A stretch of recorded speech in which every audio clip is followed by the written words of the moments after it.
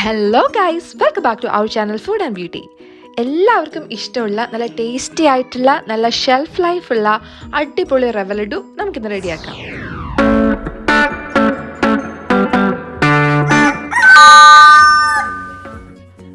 ഈ റവ ലഡു ഉണ്ടാക്കിയെടുക്കാനായിട്ട് വളരെ എളുപ്പമാണ് കേട്ടോ. 1 പോട്ട് റെസിപ്പി ആയിട്ടാണ് ഞാൻ കാണിക്കുന്നത്. അപ്പോൾ ഒരു പാൻ എടുക്കുക, അതിലേക്കൊരു 3 ടേബിൾ സ്പൂൺ നെയ്യ് ഒഴിച്ചു കൊടുക്കുക. ഞാനിവിടെ 1 ഗ്ലാസ് റവ വെച്ചിട്ടാണ് ഉണ്ടാക്കുന്നത്. അപ്പോൾ ജസ്റ്റ് ഒന്ന് ചൂടായി വരുമ്പോൾ നമുക്ക് കുറച്ച് കശുവണ്ടി ചേർത്ത് കൊടുക്കാം.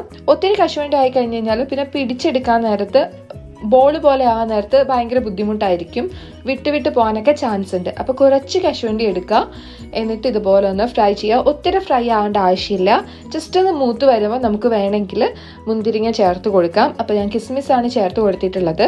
അതും ജസ്റ്റ് ഒന്ന് ബോളായി വന്നാൽ മതി, ഒത്തിരി ബേൺ ആയിട്ട് പോവരുത് കേട്ടോ. ജസ്റ്റ് ഒന്ന് ബോളായി വരട്ടെ. ബോളായി വന്ന് കഴിയുമ്പോൾ തന്നെ നമുക്ക് ഇതിലേക്ക് 1 ഗ്ലാസ് റവ ചേർത്ത് കൊടുക്കാം.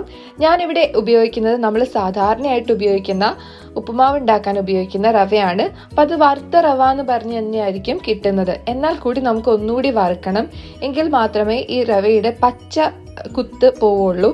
അപ്പോൾ നന്നായിട്ടൊന്ന് വറുത്തെടുക്കണം.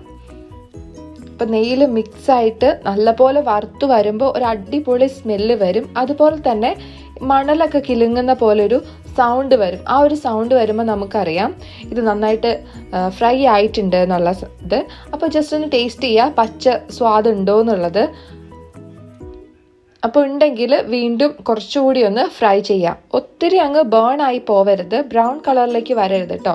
ഇപ്പം അത്യാവശ്യം നല്ലപോലെ തന്നെ സ്മെല്ലൊക്കെ വന്ന് കിലുങ്ങുന്നുണ്ടായിരുന്നു. അപ്പം ഞാൻ നടുക്ക് കുറച്ചൊരു സ്പേസ് ആക്കിയിട്ട് അതിലേക്ക് നോർമൽ വാട്ടർ കുറച്ച് ഒഴിച്ചു കൊടുക്കുവാണ്. ഒരു 1/4 ഗ്ലാസ് ഒഴിച്ചു കൊടുത്തിട്ടുണ്ട്.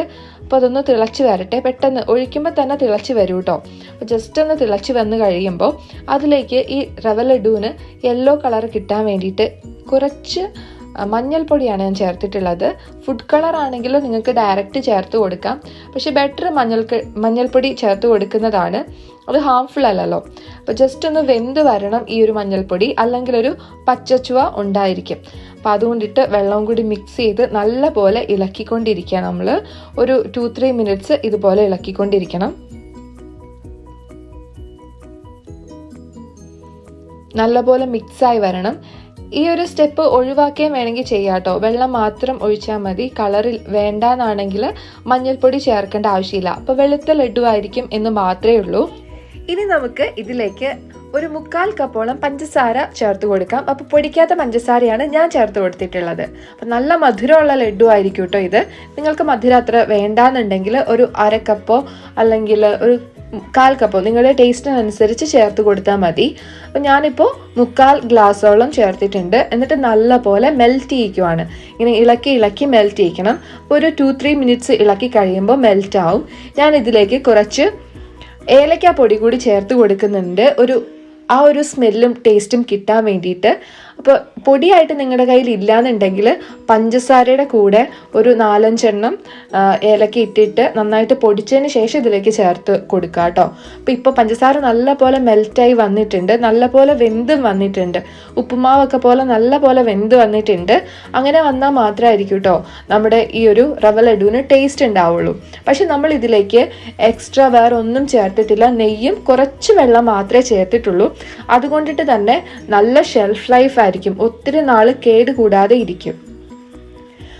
അതുപോലെ തന്നെ ഇത് കടയിൽ നിന്ന് വാങ്ങുന്ന റവ ലഡു ഉണ്ടല്ലോ, അതേ ടേസ്റ്റിലുള്ള റവ ലഡു ആയിരിക്കും. ഇതിൽ തേങ്ങ ചേർത്തിട്ടില്ല, അതുപോലെ തന്നെ പാലൊന്നും ചേർക്കുന്നില്ല നമ്മൾ. അപ്പോൾ ആ രീതിയിൽ ഉണ്ടാക്കിയെടുക്കാം, പാലും തേങ്ങയൊക്കെ ചേർത്തിട്ട്. അങ്ങനെ ആകുമ്പോൾ ആ ഒരു ഉണ്ടാക്കുന്ന ദിവസം തന്നെ കഴിച്ച് തീർക്കേണ്ടതായിട്ട് വരും, അല്ലെങ്കിൽ ചിലപ്പോൾ ചീത്തയായിപ്പോൾ. അപ്പോൾ നമ്മൾ നടുക്കോട്ട് ഇതുപോലെ പൊത്തി വെച്ചിട്ടുണ്ട്. എന്നിട്ട് ഫ്ലെയിം ഓഫ് ചെയ്തു. അപ്പോൾ കുറച്ച് നേരം ഇങ്ങനെ ഇരിക്കട്ടെ, വേവുകയും ചെയ്യും. അതുപോലെ പതിയെ ചൂടാറി വന്നാൽ മതി. ചെറിയ ചൂടോടെ തന്നെ നമ്മളിത് ഉരുട്ടിയെടുക്കണം. അപ്പോൾ അതെ ഇതുപോലെയാണ് ഇതിൻ്റെ ഒരു വെന്ത് വന്നിട്ടുള്ളത്. ഉപ്പുമാവൊക്കെ പോലെ തന്നെ ഇരിക്കും കേട്ടോ കാണാൻ. അപ്പോൾ എന്തായാലും നിങ്ങൾ ട്രൈ ചെയ്ത് നോക്കുക, അടിപൊളിയായിട്ടുള്ളതാണ്. കുട്ടികൾക്കൊക്കെ ഭയങ്കരമായിട്ട് ഇഷ്ടമാവുന്ന ഒരു ലഡു ആണ് കേട്ടോ. അപ്പോൾ ഇനി നമ്മൾ എന്താ ചെയ്യേണ്ടതെന്ന് വെച്ച് കഴിഞ്ഞാൽ ജസ്റ്റ് ഉരുട്ടിയെടുക്കാം. ചെറിയ ചൂട് ഇപ്പോൾ ആറി വന്നിട്ടുണ്ട്, ചെറിയ ചൂടേ ഉള്ളൂ. അപ്പോൾ ദേ കയ്യിൽ കുറച്ച് നെയ്യ് കൂടി പുരട്ടി കൊടുത്തിട്ട് ജസ്റ്റ് ഒന്ന് റൗണ്ട് ചെയ്തെടുക്കുക. വളരെ ഈസിയാണ്, പെട്ടെന്ന് തന്നെ ഇതുപോലെ ഉരുണ്ട് വരും. അപ്പോൾ ഇനി അങ്ങ് മാറ്റി വയ്ക്കാം, അത്ര മാത്രമേ ഉള്ളൂ. പിന്നെ കുറച്ച് ഗാർണിഷ് ചെയ്യണം എന്നുണ്ടെങ്കിൽ നമ്മൾ ആദ്യം വറുത്ത കാഷ്യൂ നട്ട്സും അതുപോലെ തന്നെ മുന്തിരിങ്ങ ഇതിലുണ്ട്. അപ്പോൾ അത് ജസ്റ്റ് ഒന്ന് പുറത്ത് വരുന്ന രീതിയിൽ പ്രസ് ചെയ്ത് വച്ചാൽ മതി ഇതേപോലെ. എന്നിട്ട് ഒന്നുകൂടി ഒന്ന് ഉരുട്ടി കൊടുത്താൽ മതിയായിരിക്കും കേട്ടോ. ഇതേ രീതിയിൽ നമുക്ക് ഈ മുഴുവൻ മാവും ഇതുപോലെ തന്നെ കുഴച്ച് ലഡ്ഡു ആക്കി എടുക്കാം. കണ്ടോ, വളരെ എളുപ്പത്തിൽ നമ്മുടെ ലഡ്ഡു, സോഫ്റ്റ് ആയിട്ടുള്ള ലഡ്ഡു റെഡിയാണ്. ഇപ്പം കഴിക്കുവാണെങ്കിൽ സോഫ്റ്റ് ആയിരിക്കും, ഇപ്പം തന്നെ കഴിക്കരുത്, പിറ്റേ ദിവസം എടുക്കാം. അങ്ങനെ ആകുമ്പോഴത്തേക്കും കറക്റ്റ് സെറ്റായിട്ടുണ്ടാവും ലഡ്ഡു. കുറച്ച് ഹാർഡായിട്ടുണ്ടാവും, നമ്മൾ കടയിൽ നിന്ന് വാങ്ങുന്ന പോലെ തന്നെ. ഉള്ളിൽ നല്ല സോഫ്റ്റും പുറത്ത് ഇങ്ങനെ ഷേപ്പൊന്നും മാറാത്ത രീതിയിലാവും. ഇപ്പം പിടിക്കുവാണെങ്കിൽ ഷേപ്പൊക്കെ മാറിപ്പോവും. അപ്പോൾ എന്തായാലും നിങ്ങൾ ട്രൈ ചെയ്ത് നോക്കുക. സ്കൂളൊക്കെ വിട്ട് കുട്ടികൾ വരുന്ന സമയത്ത് ഇത് കൊടുക്കാനായിട്ട് പറ്റും. ഇപ്പോൾ സ്കൂളൊന്നും ഇല്ലാത്തതുകൊണ്ട് വീട്ടിൽ ഇരിക്കുവാണ്, എന്നാൽ കൂടി നിങ്ങൾക്ക് ഇടയ്ക്കിടയ്ക്ക് ട്രൈ ചെയ്ത് നോക്കാൻ പറ്റുന്ന ഒരു സിമ്പിൾ ലഡ്ഡു ആണ്. എല്ലാവരും ട്രൈ ചെയ്ത് നോക്കിയിട്ട് അഭിപ്രായം പറയുക. വീഡിയോ ഇഷ്ടപ്പെട്ടിട്ടുണ്ടെങ്കിൽ എന്തായാലും ലൈക്ക് ചെയ്യുക. സബ്സ്ക്രൈബ് ചെയ്തിട്ടില്ലെങ്കിൽ ഇപ്പോൾ തന്നെ സബ്സ്ക്രൈബ് ചെയ്യാം. അതുപോലെ ലഡ്ഡു ഇഷ്ടപ്പെടുന്ന എല്ലാവർക്കും ഈ വീഡിയോ ഒന്ന് ഷെയർ ചെയ്ത് കൊടുക്കുക. അപ്പോൾ അടുത്തൊരു അടിപൊളി റെസിപ്പിയുമായി വീണ്ടും കാണാം.